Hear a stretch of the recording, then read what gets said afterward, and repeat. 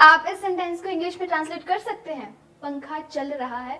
अगर word to word translate करें तो इसकी इंग्लिश बनती है फैन इज वर्किंग, जो कि आपको भी पता है, मुझे भी पता है कि बिल्कुल गलत है। भाई पंखा है, इंसान थोड़ी है कि चल के कहीं पहुंच जाएगा। पर ऐसा हुआ क्यों? ऐसा हुआ क्योंकि हमने वर्ड टू वर्ड ट्रांसलेट किया। वर्ड टू वर्ड ट्रांसलेट करते हैं तो ऐसा ही होता है, बहुत ही फनी और वियर्ड से सेंटेंस निकल के आते हैं। तो हमने करना क्या है, हमने सेंटेंस को समझना है कि सेंटेंस क्या बोल रहा है। सेंटेंस कह रहा है पंखा चल रहा है, यानी कि पंखा चालू है, यानी कि फैन इज ऑन। ये सही ट्रांसलेशन है। ऐसे ही कुछ मिस्टेक्स हम डेली बेसिस पे सेंटेंस मेकिंग में करते हैं और आज ऐसे ही 20 मिस्टेक्स मैं आपके साथ डिस्कस करने वाली हूँ। तो बने रहिएगा वीडियो के अंत तक, क्योंकि आज आप बहुत कुछ नया सीखने वाले हैं। आज का फर्स्ट सेंटेंस है, मेरे इंग्लिश के टीचर बहुत स्मार्ट हैं। और इसकी ट्रांसलेशन करें तो my English teacher is very smart. अभी सुनने में तो बहुत सही लग रहा है, इसमें क्या ही गलती हो सकती है? My English teacher is very smart, but इसमें गलती है। इंग्लिश टीचर हम उस टीचर को बोल सकते हैं जो ब्रिटेन से आया हो, इंग्लैंड से आया हो, ठीक है। मतलब आपको याद है कोई ऐसी मूवी आपने देखी हो फ्रीडम फाइटर वाली, जिसके अंदर ब्रिटिश लोग हो, उनको इंग्लिश मैन बोला जाता था क्योंकि वो ब्रिटेन से थे। तो ऐसा टीचर जो ब्रिटेन से आया हो, चाहे वो इंग्लिश पढ़ाता हो चाहे ना पढ़ाता हो, उसको बोलेंगे इंग्लिश टीचर। और इसके लिए सही सेंटेंस होगा my teacher of English is very smart. My teacher of English is very smart. तो ये सेंटेंस गलत है और ये सही है। नेक्स्ट सेंटेंस है, मैं एग्जाम दे रही हूँ। अगर वर्ड टू वर्ड ट्रांसलेट करें तो I am giving the exam. अब ये सुनने में बिल्कुल सही लग रहा है, ऐसा लग रहा है कोई गलती नहीं है, बट इसमें गलती है। I am giving the exam, यहाँ पे गिविंग में गलती है। हम एग्जाम देते नहीं है, हम एग्जाम लेते हैं। एग्जाम से मतलब उस पेपर से है जो एग्जाम में हमें दिया जाता है। तो हमारे जो एग्जामिनर होते हैं वो एग्जाम देते हैं हमें और हम एग्जाम लेते हैं। आप उस पेपर से इसको याद रख सकते हो कि हमने एग्जाम लिया और एग्जामिनर ने एग्जाम दिया, ठीक है। तो हम बोलेंगे आई एम टेकिंग और डूइंग द एग्जाम। ये सही है, ये गलत है। आगे से कभी भी I am giving the exam मत बोलना, गलत होता है। एग्जाम एग्जामिनर देता है, हम लेते हैं। आई एम टेकिंग और doing the exam. Next sentence है, तुम गलती कर रहे हो। कर रहे हो तो हमारे दिमाग में ऑटोमेटिकली आता है कि डू आना चाहिए, तो हम सेंटेंस क्या बनाते हैं, you are doing a mistake. पर ये गलत है क्योंकि मिस्टेक के साथ में हमेशा मेक आता है। You are making a mistake सही होगा। ऐसे ही अगर आपको बोलना है कि विहाना ने गलती की, तो आप बोलेंगे विहाना मेड अ मिस्टेक। मेक की सेकंड फॉर्म मेड होती है तो मेड आएगा, ठीक है। मिस्टेक के साथ में हमेशा मेक आता है। नेक्स्ट सेंटेंस है, मैं गाने पर नाच रही हूँ। वर्ड टू वर्ड ट्रांसलेट करें तो I am dancing on the song. अब गलती क्या है? गलती है ऑन प्रीपोजिशन की। ऑन प्रीपोजिशन वहां पे आता है जब कोई ऑब्जेक्ट सरफेस को टच कर रहा हो। For example, this marker is on my hand. अगर आप फ्लोर पे नाच रहे हैं तो आप ये बोल सकते हैं I am dancing on the floor. पर सॉन्ग के लिए आप ये नहीं बोल सकते क्योंकि आप सॉन्ग पे चढ़ के नहीं नाच सकते हो, है ना। तो उसके लिए आप बोलोगे I am dancing to the song. I am dancing to the song, okay.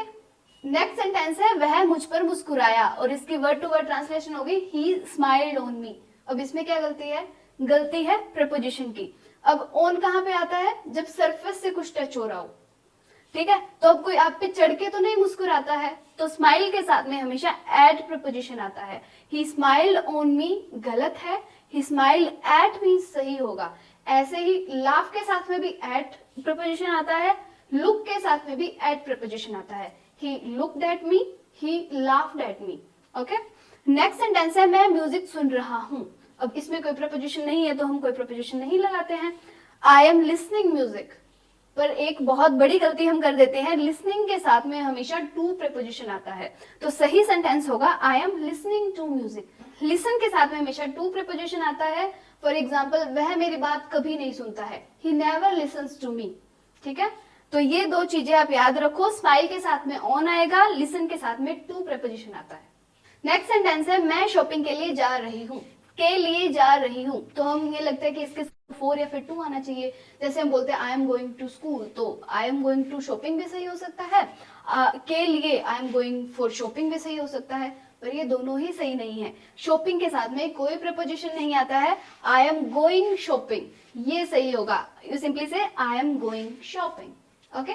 Next sentence है, मेरी भूख मर गई है। बहुत ही कॉमन सा सेंटेंस है, माई हंगर इज डेड। अब ये सेंटेंस सुन के तो हंसी आने वाली है, मतलब वर्ड टू वर्ड ट्रांसलेट करेंगे तो ये बनेगा ना, माई हंगर इज डेड, पर आपको भी पता है कि ये गलत है, क्योंकि ये वाला डेड नहीं बोलना चाह रहे थे आप, है ना। तो इसका सही सेंटेंस है I lost my appetite. I lost my appetite. Appetite का मतलब भी भूख होता है। हमारा नेक्स्ट सेंटेंस है उसे सब पसंद करते हैं। ट्रांसलेट करेंगे तो एवरीवन लाइक हिम। अब इसमें क्या गलती है? गलती वर्ब की है। यहाँ पे जो एवरीवन है वो हमारा सिंगुलर सब्जेक्ट है। एवरीवन सुनने में ऐसा लगता है कि बहुत सारे, बट नहीं, एवरीवन का मतलब होता है हर एक। तो हमारा सब्जेक्ट सिंगुलर है, और जब सिंगुलर सब्जेक्ट होता है सिंपल प्रेजेंट टेंस में, तो वर्ब के फर्स्ट फॉर्म के साथ में एस या फिर ईएस लग जाता है। यहाँ पे हमने नहीं लगाया तो ये गलत है। सही सेंटेंस क्या होगा? Everyone likes him. Okay, next sentence है मैं आपसे डरता हूं। I am afraid from you. आपसे फ्रॉम, हमने प्रेपोजिशन इसके अकॉर्डिंग लगाने की कोशिश की, I am afraid from you, but afraid के साथ में हमेशा ऑफ प्रेपोजिशन आता है। I am afraid of you. I am afraid of you. ठीक है। नेक्स्ट सेंटेंस है मुझे मत देखो। डोंट लुक मी। अगर वर्ड टू वर्ड ट्रांसलेट करेंगे तो यही बनेगा ना, पर मैंने क्या बताया था आपको कि लुक के साथ में हमेशा एट प्रेपोजिशन आता है। तो सही सेंटेंस क्या होगा? Don't look at me. Okay. और ऐसे अगर बोलना हो कि फोन की तरफ मत देखो, don't look at the phone. ठीक है। उसकी तरफ मत देखो, don't look at him. Next sentence है हम घर जा रहे थे। We were going to home. अब इस सेंटेंस को देखें तो कोई गलती नहीं लग रही। गोइंग है, गोइंग के साथ में तो टू आता ही है। I am going to school सही होता है, I am going to office सही होता है, तो फिर I am going to home भी तो सही होगा। जी नहीं, होम के साथ में कभी भी टू प्रीपोजिशन नहीं आता है। वी वर गोइंग होम सही होगा। इसको आप नोट डाउन कर लीजिए, क्योंकि ये गलती हम बहुत ज्यादा करते हैं। होम के साथ में कोई प्रीपोजिशन नहीं आता है। वी वर गोइंग होम सही होगा। नेक्स्ट सेंटेंस है आपके बाल बहुत लंबे हैं। अगर वर्ड टू वर्ड ट्रांसलेट करते हैं तो your hairs are very long. अब इसमें तो कोई गलती लग नहीं रही है। हेयर्स आर वेरी लॉन्ग सही तो है। हेयर्स तो बहुत सारे होते हैं, हेयर्स बहुत सारे तो होते हैं, बट हेयर्स जो है वो एक अनकाउंटेबल नाउन है, तो इसको सिर्फ हेयर बोला जाता है, हेयर्स नहीं बोला जाता है। Your here is very long. Uncountable noun के साथ में हमेशा सिंगुलर वर्ब आती है, तो इसका यूज होगा, आर का यूज नहीं होगा। नेक्स्ट सेंटेंस है विहाना अच्छा खाना बनाती है। विहाना कुक्स गुड। इसमें क्या गलती है? गुड का मतलब अच्छा ही तो होता है, सही तो है, पर नहीं। गुड जो है वो एक एडजेक्टिव है, और एडजेक्टिव हमेशा नाउन को एक्सप्लेन करता है, नाउन की विशेषता बताता है, तो उसको विहाना की विशेषता बतानी चाहिए। बट यहाँ पे कुक यानी कि वर्ब की विशेषता बतानी है, और जो वर्ब की विशेषता बताता है वो एक एडवर्ब होता है, पर गुड तो एडजेक्टिव है, तो इसके लिए हमें एक एडवर्ब यूज करना पड़ेगा, और वेल जो है एक एडवर्ब है। वेल का मतलब भी अच्छा ही होता है, तो विहाना कुक्स वेल होगा, विहाना कुक्स गुड नहीं होगा। हाँ, ये हो सकता है विहाना इज अ गुड पर्सन, क्योंकि विहाना की विशेषता बताई जा रही है, तो विहाना इज अ गुड पर्सन ठीक है। नेक्स्ट सेंटेंस है मैं उससे मिला। ये तो हम रेगुलर बेसिस पे यूज करते हैं, है ना। तो लिखते क्या? आई मेट टू हिम या फिर I met with him.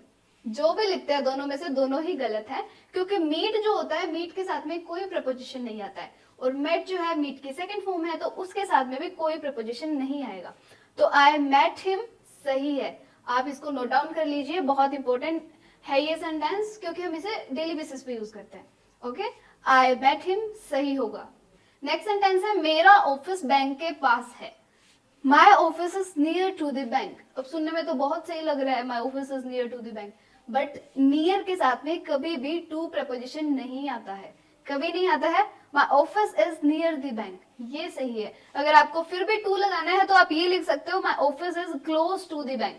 Close के साथ में टू प्रपोजिशन आता है। ओके, ये दोनों सही है। My office is near the bank, my office is close to the bank. My office is near to the bank नहीं होगा। नेक्स्ट सेंटेंस है मुझ पर एक एहसान कर दो। एहसान करने से मतलब मदद मांगने से है, मदद दी जाती है, मदद मांगी जाती है, तो हम क्या लिख देते हैं? गिव मी अ फेवर, जो कि गलत है, क्योंकि फेवर के लिए हम डू यूज करते हैं, डू मी अ फेवर। ये सही है, ये गलत है, आगे से ये गलती ना करें। नेक्स्ट सेंटेंस है मेरी वाइफ उम्र में मेरे से बड़ी है। My wife is Elder than me. अब इसमें तो कोई गलती नहीं लग रही, बड़ा मतलब एल्डर ही तो होता है, बट नहीं।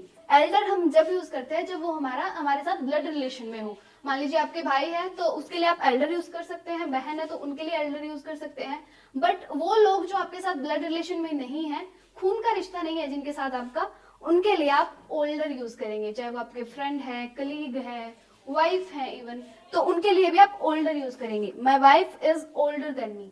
ठीक है। नेक्स्ट सेंटेंस है तुम और मैं अच्छे दोस्त हैं। I and you are good friends, सही लग रहा है सुनने में? अच्छा ये सुनो, you and me are good friends, ये भी सही लग रहा है, पर ये दोनों ही गलत है। गलत क्यों है? देखो यू एंड मी, यहाँ पे स्टार्टिंग में सब्जेक्ट होता है, तो ये सब्जेक्टिव केस होना चाहिए, आई का सब्जेक्टिव केस आएगा यहाँ पे, तो यहाँ पे मी ना आकर आई आएगा, ठीक है। पर फिर ये गलत क्यों है? आई एंड यू, ये तो सही होना चाहिए। ये इसलिए गलत है क्योंकि जब इंग्लिश में सेंटेंस बनाते हैं तो फर्स्ट पर्सन सेकंड पर्सन होता है ना, तो हमेशा प्रेफरेंस सेकंड पर्सन या फिर थर्ड पर्सन को दी जाती है, फर्स्ट पर्सन जो है वो बाद में आता है। तो you and I R good friends ऐसे होता है ना, पहले आप वाला इनका चक्कर है, you and I R good friends. Okay, ये सेंटेंस सही है, ये दोनों गलत है।